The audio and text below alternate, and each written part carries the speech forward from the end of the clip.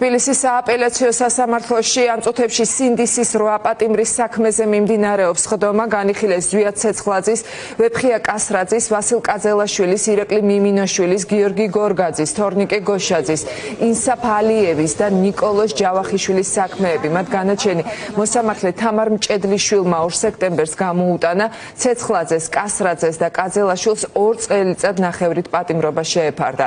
მათ ჯგუფური მოქმედების ორგანიზებას დასდეს ბრალად, რომელიც არღვევს საზოგადოებრივ წესრიგს. დანარჩენებს კი 2 წლით პატიმრობა შეუფარდეს. მათ ჯგუფურ ძალადობაში მონაწილეობას ედავებოდნენ. ახლა კი პროკურატურა ბრალის გადაკვალიფიცირებას და სასჯელის კიდევ უფრო დამძიმებას მოითხოვს. დაცვის მხარე კი სასჯელის სრულად გაუქმებას. რა ხდება პროცესზე, რომელიც სულ ცოტა ხნის წინ დასრულდა, მარიკა ბოლქვაძე მოგვაწვდის ახლა ბოლო ინფორმაციას. დიახ, თამარ, სულ რამდენიმე წუთის წინ დასრულდა თბილისის სააპელაციო სასამართლოში პროევროპულ აქციებზე დაკავებული 8 პირის სასამართლო პროცესი, რომელსაც მოსამართლე პაატა სილაგაძე უძღვებოდა. დღევანდელ სასამართლო პროცესზე დაცვისა და ბრალდების მხარეებმა შესავალი სიტყვები წარმოთქვეს, აგრეთვე შესავალი სიტყვით ისარგებლა სინდისის პატიმარმა ნიკოლოზ ჯავახიშვილმა. ის თავის შესავალ სიტყვაში ქვეყანაში ძირითადად ქვეყანაში მიმდინარე მოვლენებს შეეხო, საზოგადოებას მოუწოდა მეტად გაერთიანებისკენ, კონსოლიდირებისკენ, იმისკენ, რომ ბრძოლა გააგრძელონ ქვეყნის პროევროპული მომავლისთვის, აგრეთვე მიმართა პენიტენციური დაწესებულების ხელმძღვანელს პაატა სალიას და ახსენა ის შეუსაბამო პირობები, რომელიც პენიტენციურ დაწესებულებაში ამ წუთას არის, აგრეთვე დემონსტრაციულად ქვეყანაში მიმდინარე პროცესების გამო გაიკეთა პირბადეც იმის საჩვენებლად, რომ ქვეყანაში აქციებზე დგომისთვის ხალხს ახლა პირბადის ტარებისთვისაც კი აჯარიმებენ. თქვენ ახლა პირდაპირ ეთერში შეგიძლიათ მოისმინოთ მისი პირველი სიტყვა სასამართლო პროცესიდან.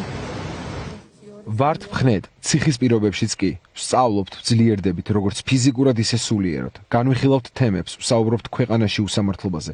мотивация იმაზე დიდია, ვიდრე ციხემდე იყო. როგორ ექცევით პატიმრებს, ჩვენ ჯანდაბას. პაატა სალიას მიუმართავ, მობრძანდით ნომერ მე-8 პენიტენციურ დაწესებულებაში და თქვენი თვალით ნახავთ რა პირობებში ვართ, ან მოვითხო ვიდეოკამერების ჩანაწერების გასაჯაროებას. ლევან მაჭავარიანს ვეხმაურები, ციხიდან რომ გამოდიან მადლობებს იხდიანო, თქვენ წინა ხელისუფლების დროს უნდა გენახათო. კომენტარებში რაც დაგიწერეს, ერთი არ აქცდეს. 2 პატიმარით ცემით მოკალით, 3 ბადრაკს ყელი გამოჭრეს, 16 პატიმარის ცემეს, ეს რაც გავიგე და რაც არა, არ შეშინდე, გაბრაზდი და აჯანყდი. აჯანყდი და დაასრულე რუსული რეჟიმი. მოქმედება. პოლიციელებო, გაბოროტებული ადამიანები გინახავთ, თითოეულს მოგიწევთ პასუხისგება. აგეკრძალებათ ყველანაირი კონტაქტი გარესამყაროსთან.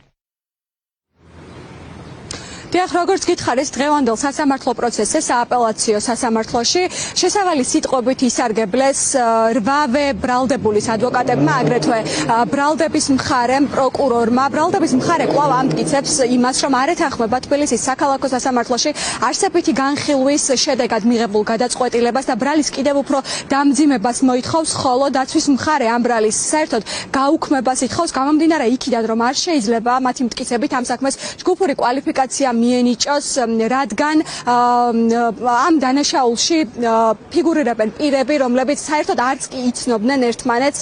დაცვის მხარის მტკიცებით და მათ ერთმანეთი საერთოდ იზოლატორში გაიცნეს. შესაბამისად მოითხოვენ იმას, რომ გაუქმდეს მოსამართლე თამარ მჭედლიშვილის მიერ მიღებული გადაწყვეტილება. თქვენ ახლა პირდაპირ ეთერში შეგიძლიათ მოისმინოთ მათი განმარტებები იმის თაობაზე, თუ რატომ ითხოვენ ბრალის საერთოდ გაუქმებას და როგორი მოლოდინები აქვს შემდეგი სხდომისგან. დღევანდელ პროცესზე მნიშვნელოვანი გარემოება, რაც ვიხილეთ, არის ის, რომ ბრალდების მხარემ დღესაც ვერ წარმოადგინა ერთი მტკიცებულება, მაინც რისი ვალდებულებაც ჰქონდა, მოგეხსენებათ მობილურიდან პასუხებს ელოდებიან, იმას დაკავშირებით იყო თუ არა სახეზე ჯგუფურობა. ასევე მოგეხსენებათ 226 მუხლის ფარგლებში აუცილებლად საჭირო არის ამ ელემენტის დადასტურება.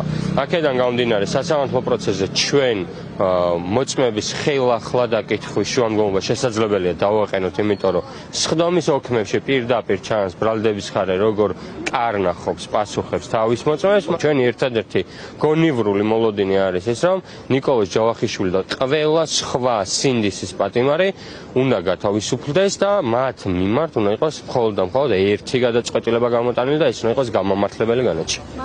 ბიჭები ძალიან მედგრად შესანიშნავად არიან, კარგად გამოიყურებიან. რაც შეეხება სასამართლო პროცესს, ახალად დაიწყო სააპელაციო პროცედურა, შესავალი სიტყვები წარმოთქვეს ბრალდების მხარემ და ადვოკატებმა. მოსამართლე ჩემი შეხედულებით ლოიალურია იმდენად რამდენადაც ჯავახიშვილს გრძელი სიტყვა მისცა არც თუ ისე დაკავშირებული საქმესთან. აქედან გამომდინარე მოლოდინები ზოგადად მაინც ისეთია როგორც ქვეყანა და როგორც რეჟიმი და როგორც სასამართლო, მაგრამ ვფიქრობ საინტერესო პროცესები გველის არსებითი განხილვის პროცესში როცა შევახთ. განსხვავებული ეს არის იმ სასამართლოსგან, რომ აქ მანდატურებიც არიან სხვანაირად ადამიანების მიმართ, ადამიანურები და მოსამართლეც ახლა რა თქმა უნდა მოსამართლეს არც იქ არ უჩიოდი მე თამარ ჭედლიშვილს, მაგრამ აქაც აი ადამიანურად რაღაცნაირად და აი ჩვენც მაგ დროს ცოტა ყოფნის ადამიანს და რაღაცნაირად შვიდად გამოვდივართ იქიდან.